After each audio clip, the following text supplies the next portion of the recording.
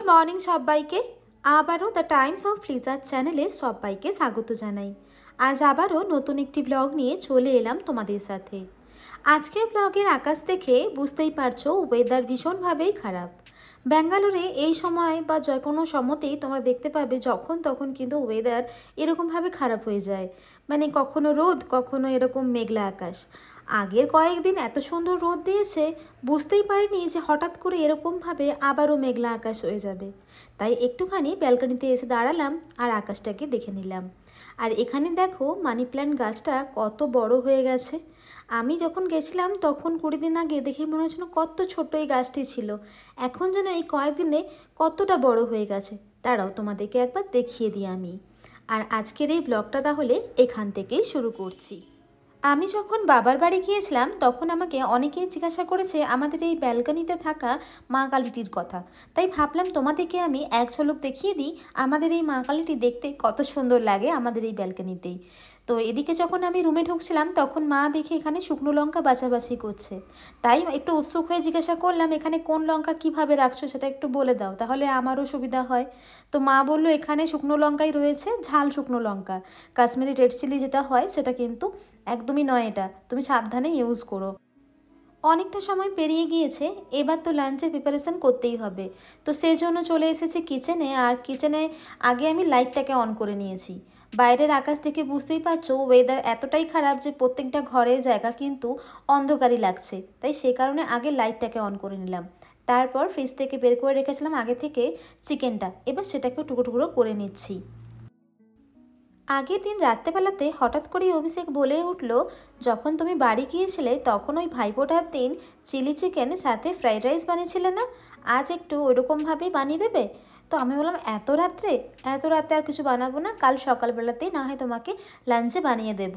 তো সেই রকমভাবেই কিন্তু চিন্তাধারা নিয়ে একটা কাজ আমি সকাল থেকেই শুরু করেছি। রাত্রেবেলায় চিকেনটাকে আনিয়ে রেখেছিলাম, তারপর ফ্রিজে রেখে দিয়েছিলাম। আর সকালে ঘুম থেকে উঠেই আগে আমি চিকেনটাকে বের করে নিয়েছিলাম, না হলে এই যে চিকেনগুলো ছিল সেগুলো অনেকটাই বড় বড় ছিল। তোমাদেরকে দেখালাম আমি নিজেই চিকেনের পিসগুলোকে টুকরো টুকরো করে নিয়েছিলাম। অনেকটা কষ্টের মধ্যে দিয়ে করেছি, কেন কি আমার যে ছুরিটা সেই ছুরিটা এখন একদম ভোঁতা হয়ে গেছে। তো এই নিয়ে অনেকটাই কষ্ট ভোগ করেছি। তো দেখো এখন আমি চিলি চিকেনটা বানানোর জন্য আগে চিকেনটাকে কিন্তু একটু ম্যারিনেট করে নেব। ওই যেরকমভাবে নর্মালি সবাই বানায় ঠিক সেরকমভাবেই কিন্তু আমি বানাবো। আমার অনেক বোনেরা আছে যারা আমার ভিডিও দেখে বিভিন্ন রকমের চটজলদি খাবারগুলি কিন্তু বাড়িতে তারা ট্রাই করে, না পারলে সেটা আবার মাকে দিয়ে বানানো করায়। এইসব কথা আমি জানতে পেরেছি আমি আমার বাবার বাড়ি গিয়ে। তারা আমাকে এসে এসে বলেছে যে আমি তোমার চটজলদি রান্নাগুলো কিন্তু বাড়িতে চেষ্টা করি। সত্যি বলতে তখন আমার মনটা অনেক ভালো লাগছিল আর খুশিও লাগছিল যে আমার ভিডিও দেখে তারা এতটা ভালোবেসেছে আমাকে। এটাই তোমাদের কাছে আমার অনেক ভালো লাগার ব্যাপার। তো দেখো তোমাদেরকে আমি বলেও দিচ্ছি, বিভিন্ন রকমের যে মশলাগুলো হয় সেগুলো কিন্তু আমি এখানে অ্যাড করে দিয়েছি, যেরকম গোলমরিচ, লবণ, সাথে রেড চিলি পাউডার, তারপরে কাশ্মীরি রেড চিলি পাউডার, সাথে কিন্তু দিয়েছি একটু আদা রসুনের পেস্ট। এটা দিলে কি টেস্টটা একটুখানি বেড়ে যাবে। আর তারপরে দেখো আমি ডিম দিয়েছিলাম এবং সাথে দিয়েছি কিন্তু কর্নফ্লোর আর কিন্তু একটুখানি ময়দা। আমাকে অনেকেই বলে যে আমার কিন্তু এই চিকেনটা যখন ভাজছিলাম তখন কিন্তু ক্রিস্পি হয় না। তো এর দুটোই কারণ, প্রথমত তোমরা দাও কিন্তু একটুখানি ময়দা আর সামান্য রিফাইন অয়েল, তাহলেই কিন্তু জিনিসটা অনেকটা ক্রিস্পি হবে।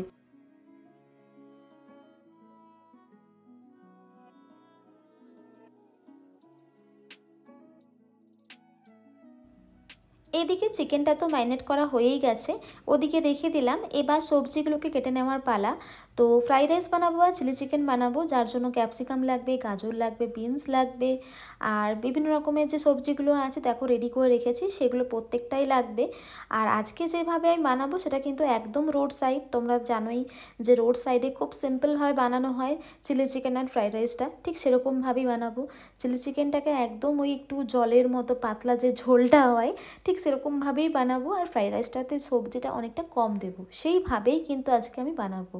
হঠাৎ করে যেহেতু রাত্রেবেলায় ঠিক হলো যেরকম বানানো হবে, আর আমি সেভাবে তো প্রত্যেকটা জিনিসে তোড়জোড় থাকে, কিন্তু আমার মনে হলো যে একদম হালকা ফুলকার মতো যেভাবে বানানো যায়। বাইরের ওয়েদার মেঘলা এবং ঠান্ডা থাকার কারণেও কিন্তু আজকের খাবারটা একদম জমে যাবে, কিন্তু দুপুরবেলাতে যেহেতু বানাচ্ছি তাই হালকা করেই বানাচ্ছি বললাম। তো ওই কারণেই আর বিশেষ করে মনে হলো যে দুপুরবেলা যদি খাবার বানানো হয় তাহলে একটুখানি যদি হেভি না করে একটু হালকার মধ্যে যদি বানানো যায় তাহলে কিন্তু আর কোনো রকমভাবে কষ্ট হবে না, সেই চিন্তাধারা নিয়ে কিন্তু এতটা হালকা করে বানানো। এদিকে কথা বলতে বলতে কিন্তু প্রত্যেকটা সবজি আমি কেটে নিয়েছি। চিলি চিকেন এবং ফ্রাইড রাইসের যে সবজিগুলো লাগে সেসব সবজিগুলো কিন্তু আমি কেটে নিয়েছি, মানে যে কোনো কেন যেসব সবজিগুলো দিয়ে থাকি আর কি। তো সেগুলো কাটা হয়ে গেছে। তো চলো এবার আমি রেখে দিই আর বাকি রান্নার প্রসেসগুলো আস্তে আস্তে করে শুরু করব। আজ সকাল থেকে অভিষেকের অফিসের চাপটা একটু কমই ছিল। ওয়ার্ক ফ্রম হোম যেদিন থাকে সেদিন মাঝে মধ্যে খুব চাপটা বেশি থাকে, আবার অনেকটা কম থাকে। তাই ভাবলাম যখন একটু চাপটা কমই আছে যাই একটুখানি বাইরে গিয়ে টিফিন করে আসি। তো সেরকমভাবেই আমরা বেরিয়ে গিয়েছিলাম টিফিন করার জন্য। তারপর আসার সময় মায়ের জন্য একটুখানি ডোসা নিয়ে এসেছিলাম। আর তোমরা তো জানোই এখানকার সকালবেলার খাবারে হেলদি খাবার হচ্ছে সেটা হচ্ছে ডোসা এবং ইডলি। আরও অনেক কিছু পাওয়া যায় কিন্তু সবথেকে ভালো লাগে ডোসা না হলে ইডলি। তো সেটাই নিয়ে এসেছিলাম আর আমরাও তাই খেয়েছিলাম। দাঁড়াও তার আগে প্যাকেটটাকে একটু ফেলে আসি, না হলে এই যে কিচেনটা যদি নোংরা হয়ে যায় তখন আবার দেখতে খারাপ লাগবে। আর আমার আবার সব কিছু পরিষ্কার থাকা দরকার, না হলে মনটা কেমন খারাপ হয়ে যায়। এই যে মাকেও ডেকে দিয়েছি, মাও চলে এসেছে, সাথে কিন্তু আরেকজনকে নিয়ে এসছে, সেও কিন্তু একটুখানি খাওয়া দাওয়া করবে। তো যাই হোক, ও একটু খাওয়া দাওয়া করুক, ততক্ষণে আমিও আমার কাজটা একটু করে নিই।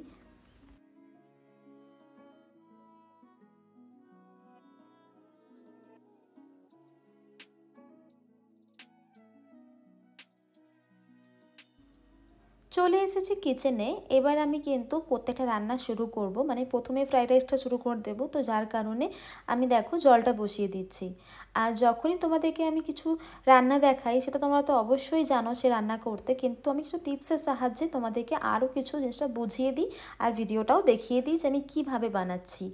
তো যারা নতুন কিচেনে বা যারা মনে করো হোস্টেলে রয়েছো তাদের না অনেক অসুবিধা হয়, সেগুলো সবসময় পসিবল হয় না যে জিজ্ঞাসা করি বা কিছু করি, তখন কিন্তু আমাদের এই ভিডিওগুলো কিন্তু অনেক কাজে আসে। তো দেখো প্রথমে দেখো জলটা আমি বসিয়ে দিয়েছি। যখনই তোমরা ফ্রাইড রাইস বানাবে তখন কিন্তু রাইসের চালটা একবারে কিন্তু বসিয়ে দেবে, মানে বেশি করেই জলটা নেবে, কম কিন্তু একদমই নেবে না। আর জলের মধ্যে দেবে একটুখানি রিফাইন অয়েল, আর সাথে দেবে কিন্তু যে মানে গরম মশলাগুলো হয় সেগুলো, মানে গোটা গরম মশলা সেগুলো দিয়ে দেবে। আর তাছাড়া কিন্তু তোমরা একটু জিনিস দেবে, সেটা হচ্ছে গোলাপ জল। এতে না স্মেলটা খুব সুন্দর আসে, চালটা না একদম ভাঙবে না আর চালের মধ্যে একটা খুব সুন্দর সুগন্ধ আসবে। তো সেই কারণেই কিন্তু আমি গোলাপ জলটা ব্যবহার করি। তো তোমরা এরকমভাবে করে দেখবে, দেখবে একটা খুব সুন্দর লাগে কিন্তু। ওদিকে যতক্ষণ জলটা গরম হচ্ছে ততক্ষণ এদিকে আমি ফ্রাই প্যান বসিয়ে দিয়েছি, তাতে রিফাইন অয়েল দিয়ে দিয়েছি। আর ফ্রাইড রাইসের মধ্যে যে ভেজিসগুলো পড়ে সেই ভেজিটেবলসগুলোকে একটুখানি আমি ফ্রাই করে নিচ্ছি নাড়াচাড়া করে। আর তোমরা তো জানো ফ্রাইড রাইসের মধ্যে যে ভেজিটেবলসগুলো পড়ে সেগুলো খুব একটা বেশি মানে ভাজা হয় না, খুব হালকা তেলের মধ্যে ফ্রাই করলেই চলবে। তো সেটাকেই এখন আমি করে নিচ্ছি। আর এদিকে দেখো রান্না করতে করতে কিন্তু জলটাও ফুটে এসেছে। আর এখানে যে আমি বাসমতি রাইসটা ইউজ করছি সেটা কিন্তু মোটামুটি আধা ঘন্টা আগে আমি ভিজিয়ে রেখেছিলাম। যখন আমি চিকেনটা কাটছিলাম বা যখন আমি চিকেন ম্যারিনেট করছিলাম, সবজিগুলো ভাজা হচ্ছিল বা বিভিন্ন রকমের যে সবজিগুলো কাটা হচ্ছিল সেগুলো সব করতে করতে কিন্তু চালটাও দেখলাম বেশ সুন্দর নরম হয়ে গিয়েছে। এবার কিন্তু এই চালটা কিন্তু দিয়ে দিলাম জলের মধ্যে। এবার কিন্তু খুব তাড়াতাড়ি কিন্তু চালটা খুব সুন্দর নরম হবে এবং ভেতর থেকে যে ভেঙে যাওয়ার ভয়টা থাকে সেটা কিন্তু একদমই হবে না, একদম গোটা গোটা থাকবে। তোমাদেরকে আমি অলরেডি টিপসগুলো দিয়ে দিলাম যে কিভাবে গোটা গোটা থাকবে। এদিকে সময়ও অনেকটা হয়ে গেছে, এবার কিন্তু আমি চিকেনটাকে ফ্রাই করে নিচ্ছি। আর এই চিকেনটা মোটামুটি আধা ঘন্টার মতো তো হয়েই গেছে ম্যারিনেট করে রাখা। তো এবার সেটাকে ফ্রাই করে নিচ্ছি, হাতে অনেকটাই কম সময়।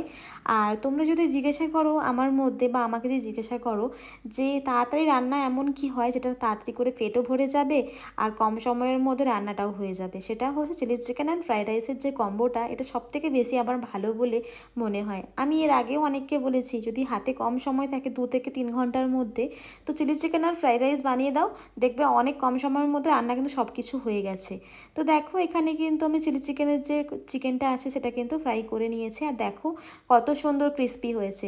তোমাদেরকে বললাম না এরকমভাবে জিনিসগুলো করবে, দেখবে সত্যি প্রত্যেকটা জিনিস যেন পারফেক্ট হবে। এবার আমার তাড়াহুড়ো লেগে গিয়েছে। আসলে অভিষেকের এতক্ষণ পর্যন্ত ওই অফিসের কাজগুলো বাড়িতেই হচ্ছিল। এবার শুনলাম তাকে নাকি বেরোতে হবে, তো সেই জন্যই আমার আবার তাড়াহুড়ো লেগে গিয়েছে। তাই সব কিছু কাজ যেন তাড়াহুড়োর মধ্যে দিয়েই করতে হবে। তো দেখো আমি এখন রিফাইন অয়েল দিয়ে দিয়েছি ফ্রাই প্যানটার মধ্যেই। তো তার মধ্যে দিয়ে দিলাম রসুন কুচি, আদা কুচি এবং লঙ্কা কুচি। তো দেখো একটুখানি কালার ধরে এলেই কিন্তু দিয়ে দিলাম ক্যাপসিকাম। আর ক্যাপসিকামটাকে খুব বেশি ভাজবো না, একটু হালকা পাতলা করে ভেজে নেব, তাহলেই কিন্তু হয়ে যাবে। আর ক্যাপসিকাম আমি আর অভিষেক দুজনেই অনেক কম খাই, তো সেই জন্য কিন্তু খুব কমই দিয়েছি। দেবো কিন্তু বেশি করে ওই রসুন কুচি, লঙ্কা কুচি আর আদা কুচি, আর সাথে কিন্তু পেঁয়াজটাকেও কম দেবো না, একটু বেশি করেই দেবো। আসলে যেটা যে ভালোবাসে যেরকমভাবে খেতে, তোমরা অবশ্যই নিজের পছন্দ মতো করে দিও। দেখো আমি পেঁয়াজটা অনেকটাই কিন্তু এখানে দিয়েছি।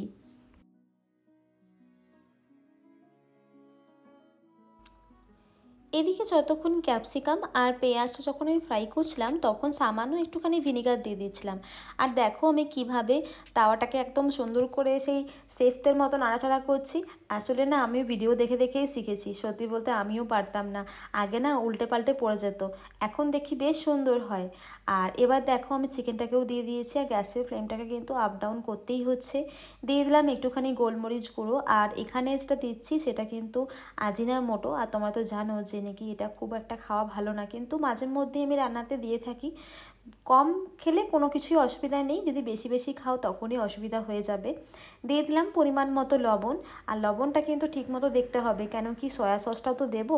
তো সয়া সসে কী হয় মাঝে মধ্যে না মানে বেশি পড়ে গেলে তখন লবণ আর সয়া সস দুটোই কিন্তু মিক্স হয়ে যাবে। আর সয়া সসের মধ্যে যেহেতু লবণটা থাকে, তো ওই জন্যই বলছি। তো দেখো এবার দিয়ে দিলাম কিন্তু ওই কাশ্মীরি রেড চিলি পাউডার। আসলে আমি অনেকটা বেশি তখন নিয়ে নিয়েছিলাম, সেটাকে একটুখানি আলাদা করে রেখে দিয়েছিলাম। আর একটুখানি কালারের জন্য আমি কাশ্মীরি রেড চিলি পাউডার ব্যবহার করি, তোমরা চাইলে ব্যবহার করো, না হলে কিন্তু না করলেও কোনো প্রবলেম নেই। আর আগে থেকেই 3টে সসকে আমি মিক্স করে রেখেছিলাম, সয়া সস, চিলি সস আর রেড চিলি সস, 3টেকে আমি একসাথে মিক্স করে রেডি করে নিয়েছি। এবার ভালো করে কিন্তু ফ্রাই করে নেব নাড়াচাড়া করে। তো দেখো এখানে ফ্রাই হয়ে গেছে, দেখো কি সুন্দর একটা কালার এসেছে, একদম ড্রাই চিলি চিকেন। এবার সেটাকে আমি একদম ঝোল করে দেবো।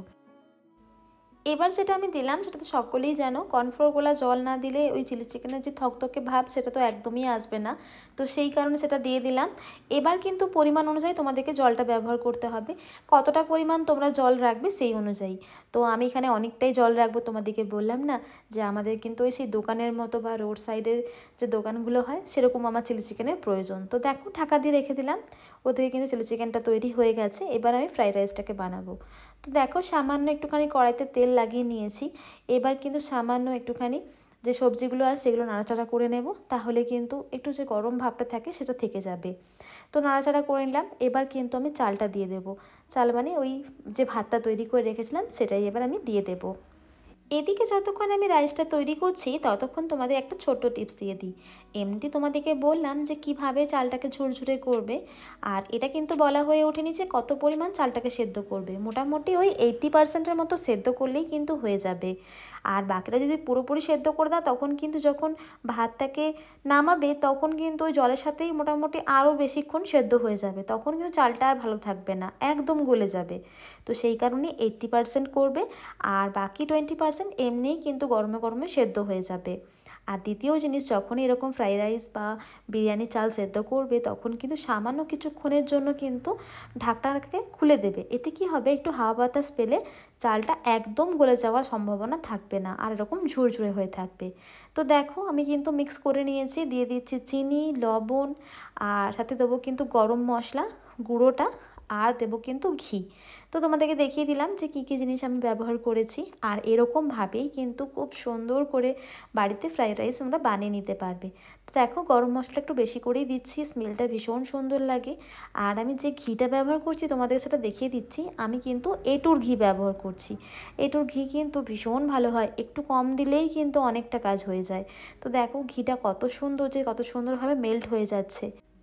এদিকে কথা বলতে বলতে কিন্তু আমার ফ্রাইড রাইসও তৈরি হয়ে গেছে, আর ওদিকে কিন্তু চিলি চিকেনটাও তৈরি হয়ে গেছে। চলো এবার সার্ভ করে দিই। আর ওদিকে কিন্তু মা কিন্তু একটুখানি স্যালাডও কেটে নিয়েছে, তো মাকে বললাম যে মা এত সুন্দর যখন খাবার দাবার হয়েছে একটু স্যালাড না হলে হয়, তো মা ওদিকে স্যালাডটাও কিন্তু রেডি করে নিয়েছে। তো আজকে দুপুরবেলা কিন্তু খুব সুন্দরভাবে জমে যাবে। তো চলো অভিষেককে একটু খাবারটা দিয়ে দিই, কেন কি আমরা একটু পরেই খাবো। তো অভিষেকের যেহেতু ডিউটি বেরোতে হবে, তো সেই কারণেই কিন্তু তাড়াহুড়োটা এখন আমি করে নিচ্ছি।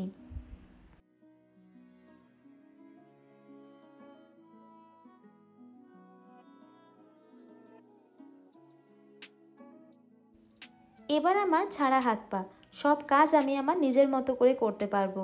আসলে অভিষেক যতক্ষণ থাকে ততক্ষণ অভিষেকের সাথে সাথে অনেক কাজ করে দিতে হয়, কেন কি একটা রুমের মধ্যে ও বন্দি হয়ে থাকে। কখনো জলের প্রয়োজন পড়ে, কখনো চার্জারের প্রয়োজন পড়ে, এইসব করতে করতে আমার অর্ধেক সময় নিজের থেকেই চলে যায়।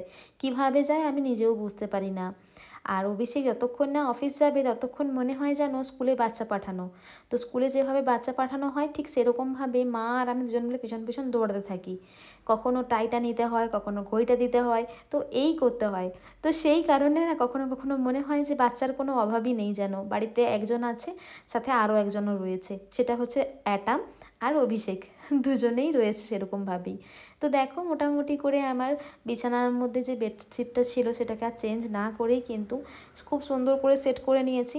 আজ আর হাতে সময় নেই, কাল না হয় আবার চেঞ্জ করে দেব। তো বেড সেট করতে আমার সবথেকে বেশি ভালো লাগে। আমার মনে হয় বেড যদি সুন্দর থাকে তাহলে কিন্তু প্রত্যেকটা ঘরের কোণা কোণা সুন্দর আছে। আর এখন দুটি আমার পাশ বালিশ অ্যাড হয়েছে। তো মাঝের মধ্যে না ভীষণভাবে দেখছি এখন কদিন পায়ে ব্যথা করছে, তো সেই কারণে দুটি পাশ বালিশকে আমি সুন্দর করে কিন্তু বিছানার মধ্যেই রেখে দিয়েছি। এদিকে আমি আমার ঘরের এক কর্নারে এসেছি, তখন দেখি এখানে এত পরিমাণে ধুলো বসে গিয়েছে যে আর বলার নয়। আসলে এই কয়েকদিন যখন আমি ছিলাম না তখন তো আর সেভাবে সব কিছু ক্লিন করা সম্ভব হয়ে উঠছিল না মায়ের দিয়ে। তাই এখন এসে যখন দেখছি তখন দেখছি প্রত্যেকটা জায়গায় এত পরিমাণে ধুলো পড়ে গিয়েছে যে আমাকে হাতে সময় নিয়ে সব কাজ করতে হবে। আর হাতে সময় মানে যখন বাচ্চা অফিস চলে যাবে। তো তোমরা আশা করি বুঝতে পেরেছো আমি কার কথাও বলছি। যে হ্যাঁ, বাচ্চা যখন অফিস চলে যাবে তখন আমাকে সব কাজকর্ম করতে হবে, না হলে আর আমার সেই সময়টুকু হবে না। আর এমনিতেও দেখেছি আমি যখনই ও মানে এরকম কাজ একটু ফ্রি রয়েছে, কাজ নেই এখন, সেই মুহূর্তটা মনে হয় যে দূর ওর সাথেই একটুখানি কাটিয়ে নিই, সময় তো রয়েছে, পরে কাজ করব। আমার আবার এরকম মনে হয়। অনেকটাই প্রবলেমের মধ্যে আমি ফেস করি কখনো কখন, সেটা আর কি বলবো তোমাদের, হাসির কথা। তো এদিকে এখন তো মোটামুটি সবার লাঞ্চ হয়েই গেছে, আমরাও লাঞ্চ করে নিয়েছি সময় বের করে, মা আর আমি। তো মা একটু আগেই খেয়েছে, তাও ওই জোর জবস্তি করে মাকে খাওয়ানো। আর এখানে দেখো পেয়ারা কটাকে আমি বের করে রেখেছি। এবার পেয়ারা কটা পেকে যাচ্ছে, তো এবার যদি না খাওয়া হয় তাহলে একদম পেকে খারাপ হয়ে যাবে, মানে এবার পোকা ধরে যাবে, এরকম একটা অবস্থা। তো সেই কারণে আমি এখন টুকরো টুকরো করে ফ্রিজে রেখে দিচ্ছি, টুকটুক করে সবার খাওয়া হয়ে যাবে। এদিকে এখন মোটামুটি সমস্ত যে কাজগুলো ছিল সেগুলো তো হয়েই গেছে। তো এতক্ষণ এখন পেয়ারা টুকরো কাটতে কাটতে মনে হলো কিচেনটাকেও একটুখানি ক্লিন করে নিই, কেন কি হাতে এখন সময় রয়েছে আর আজ এখনও পর্যন্ত স্নান করার সময় হয়ে ওঠেনি। অন্য দিন বাকি যে কাজকর্মগুলো থাকে সেগুলো তো আমি করি আর কিচেনটা মা সামলে নেয়। তো সেজন্য আমার তাড়াতাড়ি করে স্নানটাও সারা হয়ে যায়। তো আজকে কিন্তু অনেকটাই দেরি হয়ে গেছে আর লাঞ্চটাও আমি করে নিয়েছি। এবার একদম কিচেন ক্লিন করে নেওয়ার পরই কিন্তু আমি স্নান করতে যাব।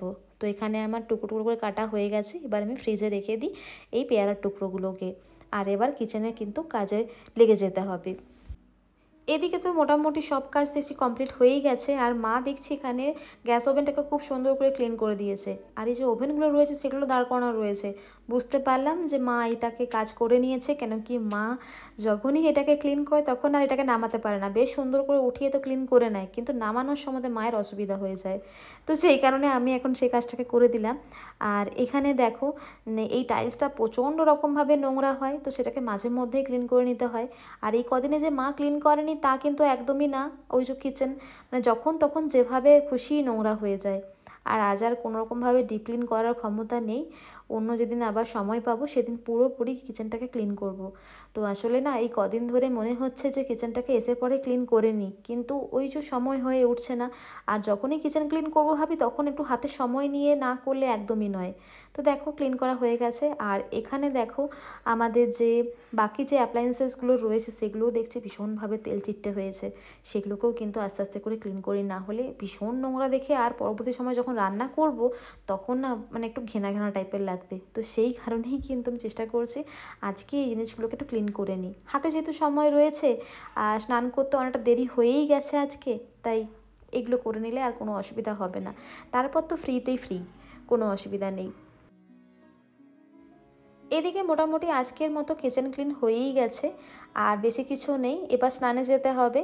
তাহলে আজকের এই ব্লগ এখানেই শেষ করছি, দেখা হবে নেক্সট ব্লগে। ততক্ষণের জন্য ভালো থেকো এবং সুস্থ থেকো। আর আজকের এই ব্লগ তোমাদের কেমন লাগলো সেটা কিন্তু জানাতে একদম ভুলবে না। তো চলো আজকের জন্য টাটা।